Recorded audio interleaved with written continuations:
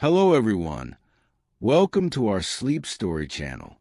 Once again, we're embarking on a gentle journey together, where mystical and soothing tales will guide you into a deep, restful slumber.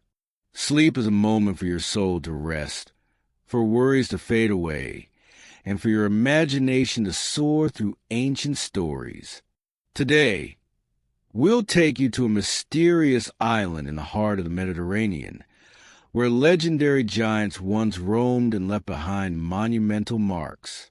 Tonight's episode is about the Giant of Malta, a captivating tale of ancient mysteries and colossal stone structures.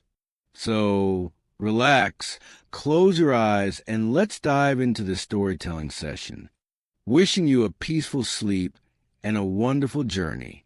In the year 1900, on the 8th of May, Dr. Anton Murid received an urgent call from a construction site building a new clinic on Gozo Island, part of the Manna Archipelago, about 96 kilometers off the coast of Italy. The worker's voice was filled with anxiety and fear, as they had unearthed a skeleton over 3 meters long while digging the foundation. Dr. Mio had immediately dismissed the claim, insisting no creature of such size could have ever existed. Yet, ancient legends about those beneath the earth that he had once heard came rushing back like a poisonous wind. What was lurking beneath Malta? Shortly after, a series of bizarre temples were unearthed, gradually unveiling the secrets. In truth, rumors of giants on Manna Island had existed for thousands of years. The story goes that on a cold winter night, an old farmer was resting when he was awakened by a strange sound. It was like the wind, but deeper. He quietly stepped out of his hut and looked toward the wheat field nearby to investigate. That night, there was no moon, and the sky should have been pitch black. Yet, a mesmerizing orange glow was spreading everywhere, growing ever brighter. The noise became piercing. The farmer had seen shooting stars before, but they were usually small streaks falling in groups. This was different. A single massive, blazing object streaking across the night sky. It seemed to draw closer, terribly close. The old man meant to run back to warn his family, but didn't have time. Seconds later, it shot past the hut, leaving a long trail of fire in the sky before crashing into a nearby valley. A blinding flash lit up the entire region, then darkness swiftly returned. The farmer's wife stepped out of the hut, her face filled with panic. He turned to reassure her, thinking the danger had passed after the impact, but her eyes were fixed on something behind him, where the strange sound was coming from. Both stood frozen, stunned, as they saw a shadow taller than the trees emerge from the dense forest. The colossal being called itself Susuna and claimed to be a descendant of the prehistoric Nephilim race. When she first set foot on Gozo Island, everyone was terrified of her mountain-like stature. Yet, despite her supernatural appearance and extraordinary strength, Susuna gradually earned their trust with her unconditional promise to protect the island. The farmers, who had long been threatened by pirates and plunderers, found a true guardian in Malta with her arrival. Here, massive limestone blocks were scattered across every corner, some weighing over 20 tons and towering like watchtowers. To the locals, these stones were too large to be used. Thousands of years ago, they had no metal tools, and the wheel hadn't been invented. But Susuna could effortlessly lift these enormous stones and place them precisely where needed. Over time, magnificent temples rose, some as tall as 3-story buildings. In total, about 30 colossal stone structures were built across the archipelago. The most impressive was the Ggantija Temple, meaning of the giant, It is one of the oldest man-made structures on the planet, even predating Stonehenge in England and the pyramids of Egypt. The site consists of two separate temples sharing a common wall. Each structure resembles a giant cloverleaf, with a strange symmetry and harmony precise to every detail. At the center is a single pathway leading straight from the grand entrance to the rear, running through a sacred space. Within the chambers, numerous stone altars were found, where mysterious rituals once took place. But over time, Susuna's name faded into folklore. No one believed those stones were moved by a giant. That is, until the first clue was uncovered. In reality, the Mana Archipelago had borne traces of life for thousands of years.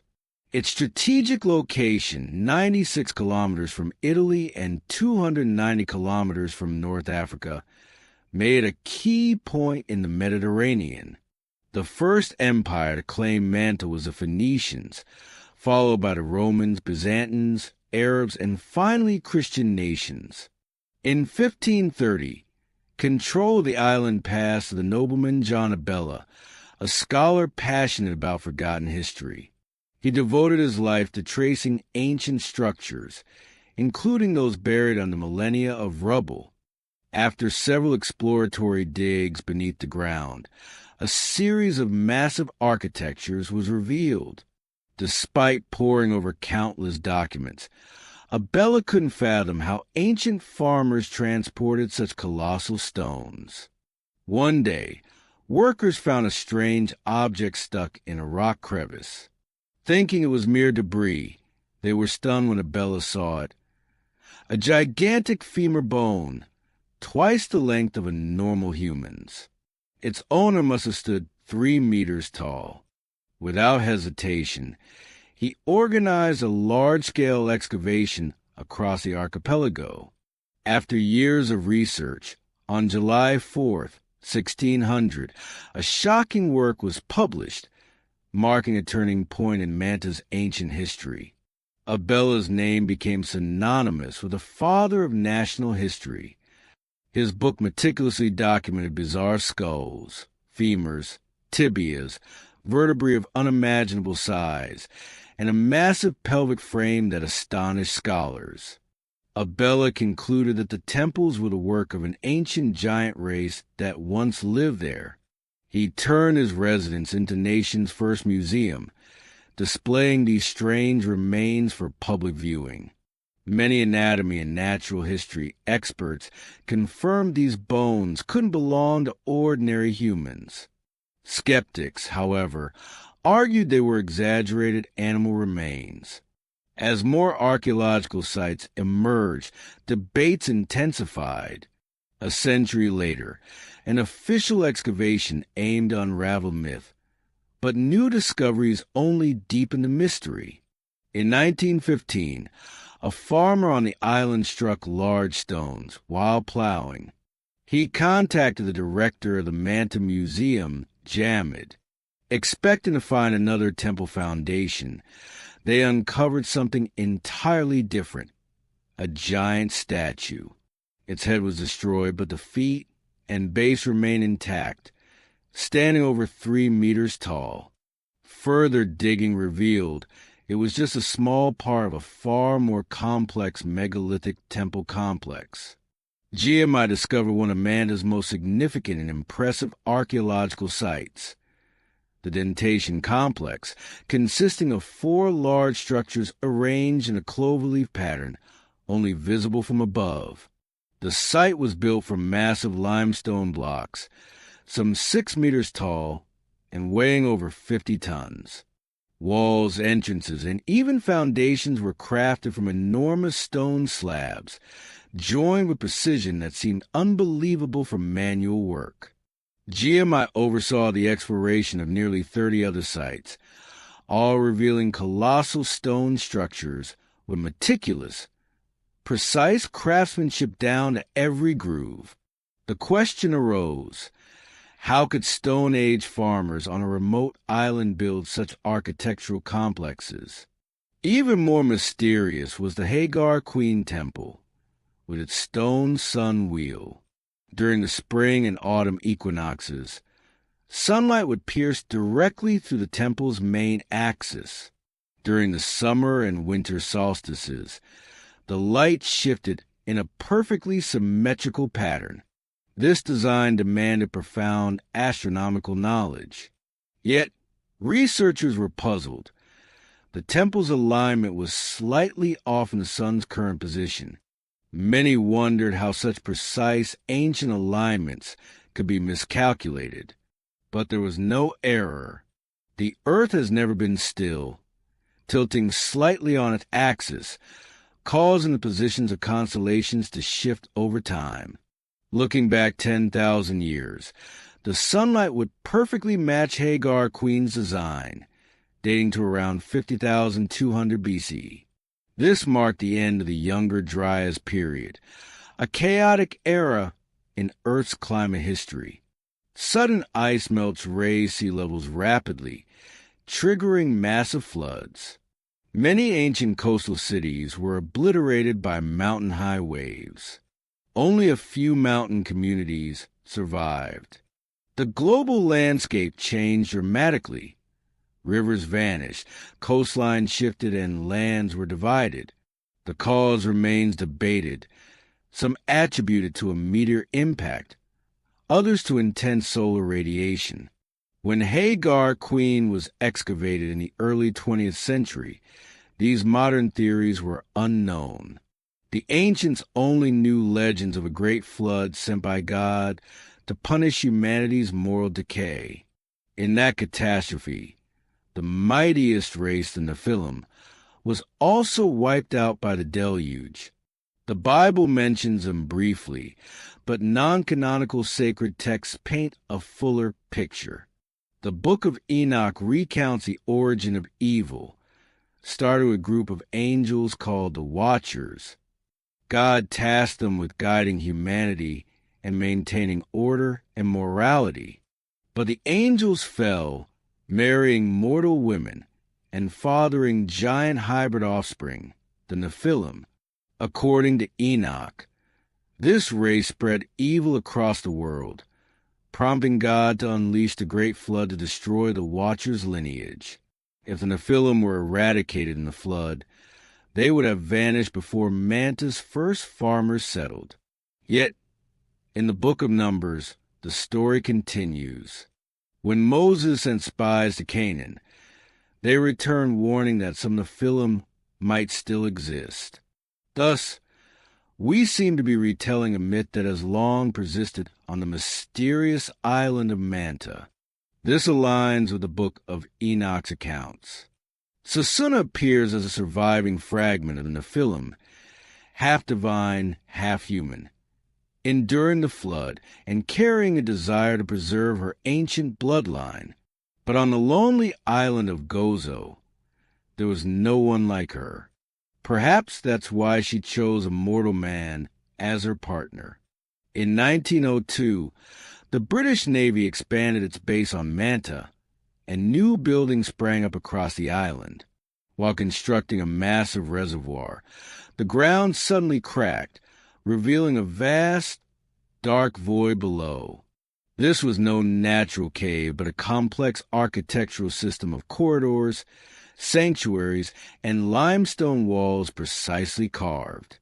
It was named the Hypogeum, Greek for underworld. The findings were astonishing. Towering ceilings, stones fitted together with incredible precision, despite being buried for thousands of years. This was only the first level. At least 2 more lay beneath, yet to be fully explored. Thousands of intact artifacts were found, including bronze items, stone tools, and chambers designed to resemble a reclining giant. Most of the area served as a necropolis, housing the remains of over 7,000 individuals, some dating to the Neolithic period. All were carefully documented, categorized, and numbered. Then, a group of 12 unusually elongated skulls was discovered, shifting all assumptions. Many ancient cultures practiced cranial deformation, binding infants' heads to elongate their skulls. Scientists confirmed these skulls were naturally formed, not manipulated. Even stranger, human skulls typically have a sagittal suture, allowing flexibility during birth and growth. These skulls had no such suture, defying modern medical knowledge. Could they belong to another species? Perhaps not human, yet not entirely alien. In 1920, National Geographic published a controversial article claiming manta's ancient people were descendants of an extraterrestrial, long-headed race. Though far-fetched, archaeologists couldn't find a better explanation. They recalled Susuna, depicted as a godlike figure carrying stones in one hand and a newborn in the other, a child born to phylum and human union. For such a birth, the mother would need a large enough birth canal for an abnormally shaped skull. Thus, it's unsurprising that their descendants could create vast underground stone labyrinths. Yet, it remains speculative. No concrete evidence proves giants lived in the hypogeum. In August 1941, another National Geographic article fueled skepticism, claiming the excavators found remains of over 33,000 sacrificial victims from a prehistoric cult. It also told of 30 school children and their teachers who entered the hypogeum on a field trip, only to get lost or trapped after a cave-in. None returned. Weeks later, some mothers claimed to hear sobbing from underground, but multiple excavations and searches yielded nothing. Hope was abandoned, and the children were presumed dead. To this day, none have been found. Manta is rife with legends of comet-riding giants building grand temples or underground cities from the phylum descendants. A common thread runs through them. Those who venture too deep underground rarely return. Later, numerous abnormally long skulls, resembling extraterrestrial forms, were found. So, how much of the legend is true? Quite a bit, but not all. The ancient temples of Manta and Gozo still baffle archaeologists. No records reveal who built them or why. Yet, these structures are among the earliest independent architectures on Earth, predating many civilizations we once considered pioneers. Traditional scholars assume Manta's temples couldn't predate 2600 BCE, the early Bronze Age. But radiocarbon dating proved otherwise, with some temples dating to 3600 BCE. Among them, Manta Raider and Hagar Queen were perfectly designed, far surpassing the astronomical knowledge of their time. Recently, it's believed these temples were centers for a cult worshipping a mother goddess, a symbol of fertility. Numerous small statues and reliefs found at the sites confirm this connection. The mother goddess, often depicted as a fertile deity, embodied the earth's boundless vitality and reproductive power. However, not all goddesses fit this archetype. In the West, this image ranged from the graceful goddess of Knossos to the rough stone walls of Cybele or Dione, who stood equal to Zeus at Dodona, persisting into ancient Greece. As for the bones of Bela found in the 17th century, they were later identified as ancient elephant fossils, not human. This means there's no solid evidence of giants above ground. Below ground, however, things are less certain. The legend of 7,000 remains in the hypogeum was misunderstood. Archaeologists recovered only about 120 complete human skeletons. The rest were fragmented debris. The tale of 33,000 sacrificial souls was never substantiated by archaeological records. No evidence supports such a brutal ritual in Manta. The 1940 disappearance of school children in the hypogeum also lacks official documentation. A fresco in the Green Pow Church crypt depicts children vanishing underground, but this may just be a parental cautionary tale. In 1940, National Geographic wasn't as mainstream as today and often featured tales of the strange and mysterious. What lingers most is a series of anomalous skulls, hidden in museums for decades. Jamid, an archaeologist and surgeon, described them as elongated, unlike any modern human. At least one showed signs of artificial shaping, a practice in many ancient cultures. Skeptics attribute them to genetic mutations or even extraterrestrial origins. To this day, these skulls are preserved, undergoing CT scans, DNA analysis, and further study. Manta's layers of earth and stone tell an unfinished story, where archaeology, mythology, and imagination blur. They are traces, remnants of something buried by time or deliberately forgotten. We can't confirm giants existed, but we can entirely deny a distinct civilization once thrived here. Perhaps, in the darkness beneath limestone and stalactites, something still awaits discovery. And so, the tale of the giant of Malta has taken us through ancient mysteries, grand stone temples, and enchanting legends. We hope these mystical images have eased you into a peaceful space, ready for a deep and sweet sleep. Thank you for joining us for tonight's storytelling session. If you enjoyed it, please leave a like, share, and subscribe to catch more sleep stories. Wishing you a restful night, beautiful dreams, and see you in our next journey. Sleep well.